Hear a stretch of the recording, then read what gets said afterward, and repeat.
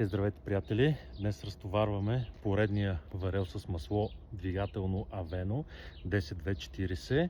В момента се намираме в сервис за тирове. Извинявайте за влекачи. И сега ще разтовариме варел с маслото. Тук няма кой да помага. Не знам как ще го разтовариме. Сега ще търсим някакъв вариант.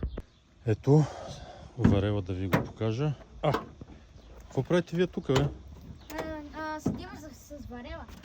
Да. И какво? Айде. Ще го разтоварвате ли? Да. Айде да го разтоварваме, че имаме много работа.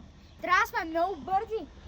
Айде, Това момчета, масло трябва в да... Германия и е най-доброто. Става за тирове и за коли. Не се казва тирове, влекачи, че ще ни се скарат в интернет, да знаеш. Добре. Вие ли ще го разтоварвате, момчета? Да. Ще можете ли? Не знам. Се опитаме. Той е лекичък, този варел. Знаете ли колко кила е? Колко? 180. Много Той е малко повече от вас. То горе-долу колкото тат това.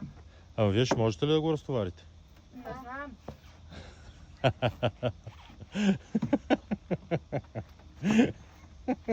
Момчета, Няма да можем. няма да можете, а? Явно е това. Явно момчетата няма да се справят и ще трябва да им помогнем. Мъчиха се, почти успяха, но още малко им остава да пораснат, защото сега са само втори клас. Ама са на работа, това няма никакво значение, че са втори клас. Нали са лятна ваканция. Днеска са яли сладоледи, трябва да си ги избият парите. Ние Хайде. си избихме. С какво ги избихте? Не знам. Не знаете.